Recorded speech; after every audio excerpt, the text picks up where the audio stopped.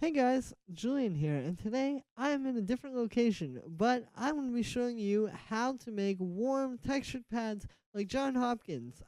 As usual, you can get the project file and the samples from this video in the description, and if you're a patron on my Patreon, check there because they'll be available shortly.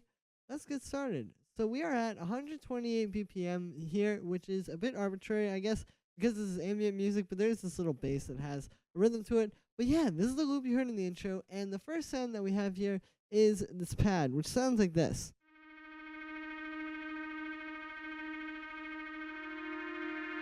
And so what this is, it's two layers. It's this one and this one, and they're playing the same MIDI where basically it's not really doing anything too complicated. It's basically just going up this sort of D sharp minor chord here. So what we've got, as you can see, we've got D sharp, and then there's just an F there. And then we've got F sharp, which is just the minor third. And then we have G sharp. So I guess, yeah, it's not quite a D sharp minor because that would be the fifth. But it's just going up basically these notes. This like kind of minor thing. You may recognize this is very similar to Jon Hopkins' track Singularity. That was kind of the vibe I was going for here. In like tracks like that where he'll have like this MIDI, or not like MIDI, but he'll have like the notes on his synths or on these kind of pads where they're like sort of building, and it gets more and more tense as it goes up because we're just building up to this big kind of like minor chord. And then when you go to that last note, which is not quite the right note because your brain wants to hear this note, that, but it's hearing this one, so it kind of makes it tense. It sounds cool, but it's a nice way to kind of do pads like this as opposed to just having it, all be at the start, I guess. So then for the sound on this one, like I said, it's two layers. So the first layer sounds like this. And what this is it's this FM pad thing I made with Operator. You can see we've got a saw wave and two sine waves here, just doing some pretty simple FM stuff. I've got a low pass filter on there, and then the last thing on here, as you can see, I've got this LFO. And so this LFO is moving really quickly. It's not doing a whole lot. You can see the amount's only at 14%. Then I've got that on the filter cutoff, and on the volume of oscillator B. So since this is FM, this gives this kind of like a cool texture because you get this kind of quick like warping sound. So here's without it. Kind of boring and flat. And then with it. So that's how you get, kind of like more texture into your sound. It's not just so straight and clean. It's kind of like moving, and it's got some texture. And if you really want to go crazy with it too, you could maybe even like have like that rate moving a little bit. I didn't want to do that here. I feel like it sounds good at one speed, but you could definitely try that. But yeah, then after that, we just have a bit of reverb. After that, I've got this amp, which you can see is on the blue setting, so it's just kind of giving it a bit of a cooler texture. Here's without it. And then with it, it gives it that more kind of like intense, distorted type of feel. And then after that, the last thing on here is just this drum bus, which is just kind of like beefing it up a bit. Here's without it. And then with it. So you can hear, just kind of like brings it forward, gives it a bit more kind of strength in the mix. And that is the first layer. And then the second layer sounds like this. And so this one is actually a very similar patch. As you can see, it's just kind of going through some different things. So we got that same saw wave and two sine waves. You can see we've got this one a little bit different because the chorus pitches of these are at different pitches, as opposed to the first one. You can see they're all at the same. But yeah, and then I've just got that going into a filter. And then we get that same LFO on the volume B and the cutoff. After that, I've got a bit of chorus. Pretty straightforward. You can see it set like this. There's without it. And then with it. So you can hear it just kind of gives it a more like chorusy, wide kind of feel, I guess. Like this is more of like the main one that you're really hearing. But then this one is really kind of, giving it some more width, and this chorus is helping with that. After that, we just have a bit of reverb, and that is really it for that second layer. So again, that is the main pad. It's not that complicated. It's just some pretty simple FM stuff, and then just kind of like, using distortion and stuff to give it kind of a cool texture. So the next thing we have here is this lead, which sounds like this.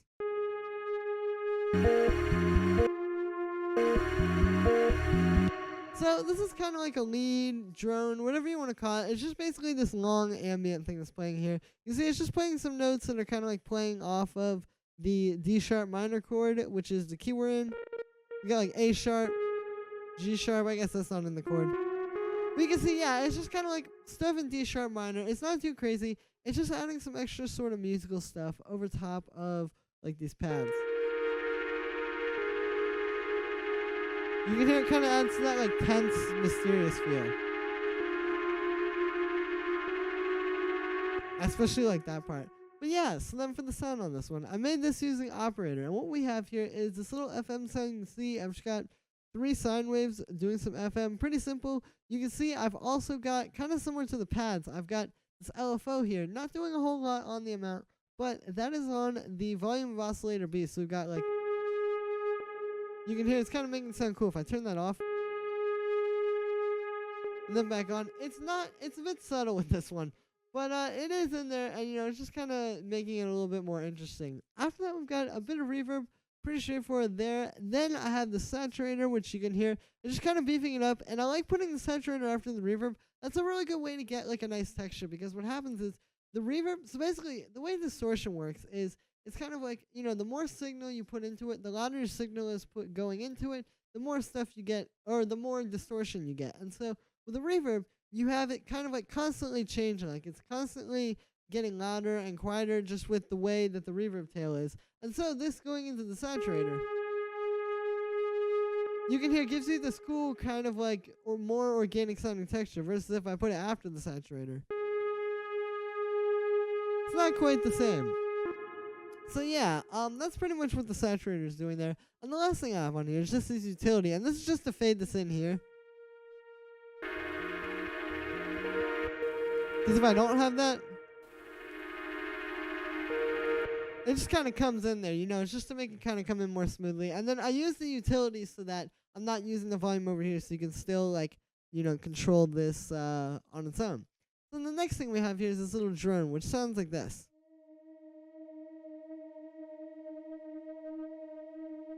So this is pretty simple. It's just playing D sharp. Again, we're in D sharp minor. So yeah, it's just playing this one note. It just kind of comes in here, adds some like extra musical stuff. It's kind of like that lead.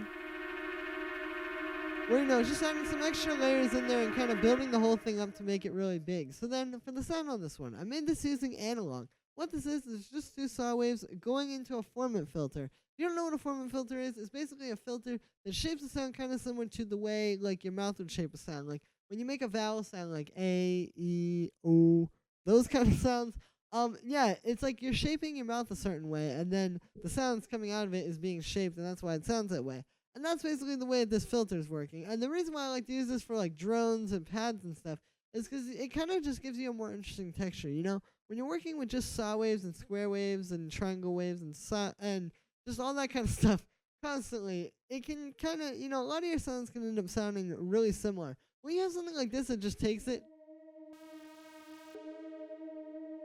and you can hear it just makes it sound so cool and kind of like interesting. I feel like it's a nice way to kind of make it a bit more cool sounding. And then after that, I've just got a bit of a brown. You can see I've got that really slow rate, so it's just kind of doing that like where it's like really giving you that like analog Boards of Canada style warble. And then we just have a bit of unison, and that is it for inside of analog. So then after that, I've just got a bit of reverb. Pretty simple since it's a drone, you would probably imagine. And then I've got the saturator on here, which is just giving it a bit of drive. Kind of same principle as the lead, where I'm putting it after the reverb to, give it a kind of cool texture. And yeah, then the next thing we have here is the string, which sounds like this.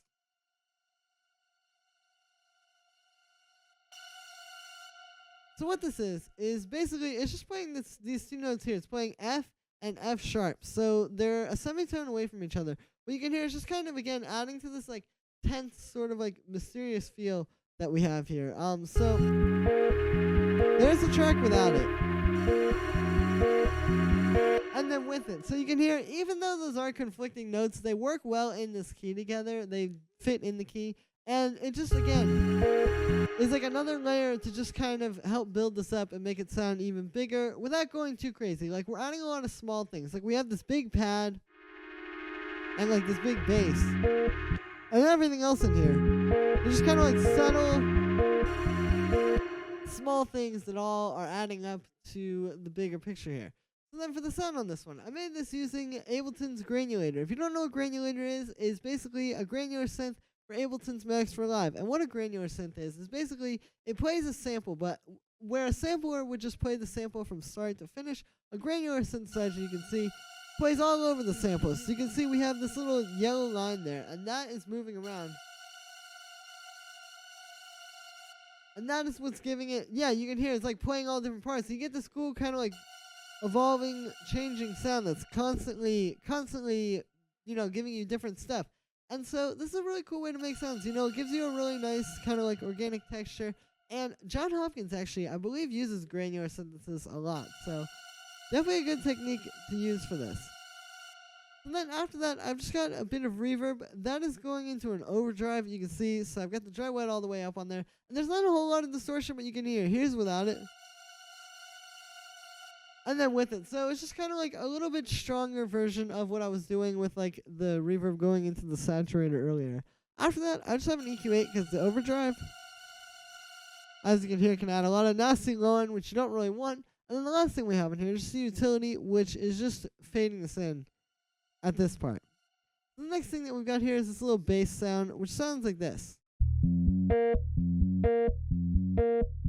So this is not a warm and textured pad, but it is kind of like, a nice synth sound to put in the background because, this on its own doesn't really have like a beat to it. Obviously, it's very ambient. And like I was saying at the beginning, like without this bass, this tempo is kind of arbitrary. Like you could just put this to like 90 BPM if you wanted to. Like let's just. And obviously it's gonna be a little bit slower, but it's still pretty much the same thing. But when you have this bass in here to kind of give it some rhythm, it kind of sets the beat, and then you can later like go into some drums or something like that more seamlessly. So for the notes on this one, it's just playing this simple arpeggio where it's going D sharp, F, F sharp, and then A sharp. So it's really just going up the D sharp minor chord. We got D sharp, the root note, F sharp, the minor third, and then A sharp, the fifth. And then I guess this F, it's in the key. But yeah, and then for the sound on this one, I made this using operators. So what we have here is we have basically just a saw wave with a little bit of FM from the sine wave. And then those are going into this low-pass filter. And what the low-pass filter is doing is you can see I've got the frequency kind of moving around.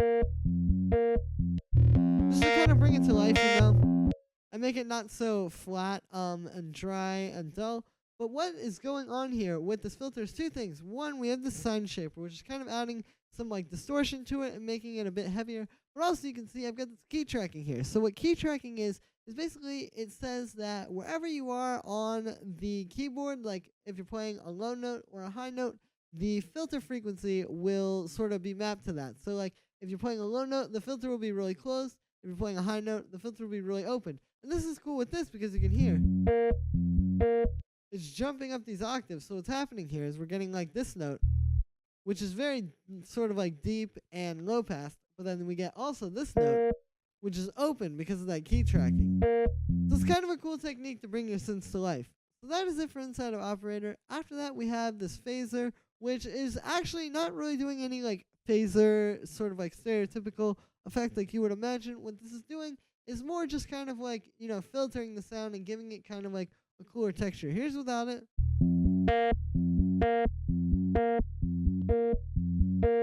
And then with it. So you can hear it's just kind of giving it a more, like filtered sound. It's a nice way to take like a synth and kind of go away from like the very dry, sort of simple synth sound. After that, I just have a bit of saturation and some drum bus. So these two are just kind of beefing it up, giving it a bit more crunch. Here's without them. And then with them, so you can hear the difference there. And then the last thing that we have on here is just this OTT. I'm just using this. It's one of Ableton's multiband dynamics presets, kind of a famous one. You may have heard of it. And what I've got here is I've just got the amount at 56%, so it's not doing a whole lot, and I've got the time all the way up. So here's without it. And then with it. So just another one of those things that kind of helps take it away from like the kind of dry, dull synth sound. And then the last thing that we have on here actually is this utility, which you can see is just kind of fading it in here. That's pretty simple. The last thing that I have here to show you are these two little noise sounds. So For this style, you need some kind of background noise. Jon Hopkins uses a lot of this, and it's not just his style. Like, if you want to make this kind of music, it just helps to add so much, like, cool kind of texture and sound to your music. So here's what I've got. I've got this rain noise and this vinyl noise. You can hear they're kind of different. This one's adding kind of a crispier texture, but this one gives us some more kind of like steady, just sort of background sound. And then, yeah, I've just got those two layered together. Nothing too crazy, but you can hear, again, those really add a lot of texture to the sound. If I turn them off, it sounds a lot more dull. And when we bring them in, it kind of like gives it some space, puts it in like a certain place. You hear this rain, and you're like, okay, I kind of feel like it's a rainy day or something. I don't know, but you get what I'm saying. Like, yeah, just add some sort of context to your music, I guess. And yeah, so that is pretty much all that I have to show you. So that is going to be it for this one. So, as always, guys, make sure to like this video as well as subscribe, and let me know what you think of this video in the comments. Let me know what video you want to see me make tomorrow. Maybe I'll make it. As always, you can get the project file and the samples from this video in the description. So make sure to check for that. And if you're patient on my Patreon, check there, because they'll be available shortly. Thank you so much, everybody, and I will see you tomorrow with another video.